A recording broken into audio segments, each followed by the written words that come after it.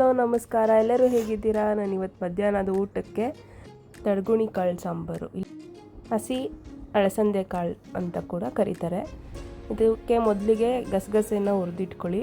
ನಂತರ ಸ್ವಲ್ಪ ಬಾಣಲಿಗೆ ಎಣ್ಣೆ ಹಾಕ್ಕೊಂಡು ಬೆಳ್ಳುಳ್ಳಿ 2 ಗಡ್ಡೆ, ಶುಂಠಿ 1 ಇಂಚು, 1 ಗಡ್ಡೆ, 1 ಈರುಳ್ಳಿ ತೊಗೊಂಡು ಫ್ರೈ ಮಾಡ್ಕೋಬೇಕು.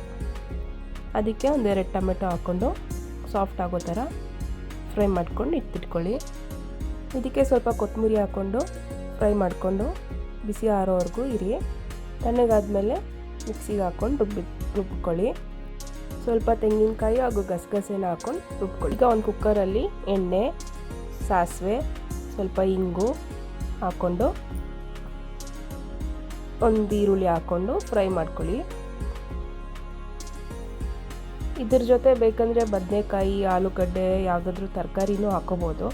ನಾನು ಬರೀ ಕಾಳೇ ಜಾಸ್ತಿ ಇತ್ತು ಅಂದ್ಬಿಟ್ಟು ಬೇರೆ ಯಾವುದು ತರಕಾರಿ ಹಾಕ್ತಿಲ್ಲ. ಈಗ ಕಾಳನ್ನ ಹಾಕ್ಕೊಂಡು 1-2 ನಿಮಿಷ ಫ್ರೈ ಮಾಡ್ಕೊಳ್ಳಿ. ಸ್ವಲ್ಪ ಅರಿಶಿನ ಹಾಕ್ಕೊಂಡು ಹುರ್ಕೊಳ್ಳಿ. ಈ ಕಾಳು ಬೇಗ ಬೆಂದೋಗುತ್ತೆ. ನೀವು ಕುಕ್ಕರಲ್ಲದೆ ಬೇರೆ ಪಾತ್ರೆಯಲ್ಲೂ ಕೂಡ ಮಾಡ್ಕೋಬೋದು. ಈಗ ರುಬ್ಕೊಂಡಿರೋ ಮಸಾಲೆ ಕೂಡ ಹಾಕ್ಕೊಂಡು ನಿಮಗೆ ಸಾರಿನ ಕನ್ಸಿಸ್ಟೆನ್ಸಿ ಎಷ್ಟು ಬೇಕೋ ಅದನ್ನು ನೋಡ್ಕೊಂಡು ನೀರು ಹಾಕ್ಕೊಳ್ಳಿ.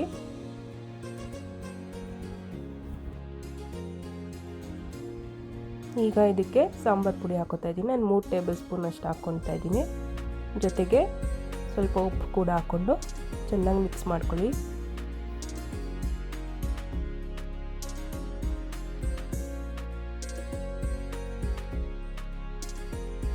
ಈಗ ಕುದೀತಿದೆ.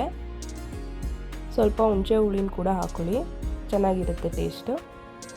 ಈಗ ಕುಕ್ಕರ್ ಮುಚ್ಚಳ ಹಾಕ್ಕೊಂಡು ಒಂದು ವಿಜಿಲ್ ಆದರೂ ಸಾಕು, 2 ವಿಜಿಲ್ ಆದರೂ ಬೇಯಿಸ್ಕೊಳ್ಳಿ.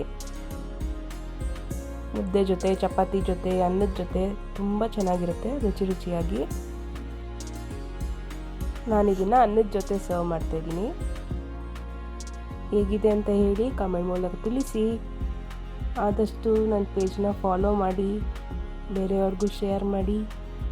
ಧನ್ಯವಾದಗಳು.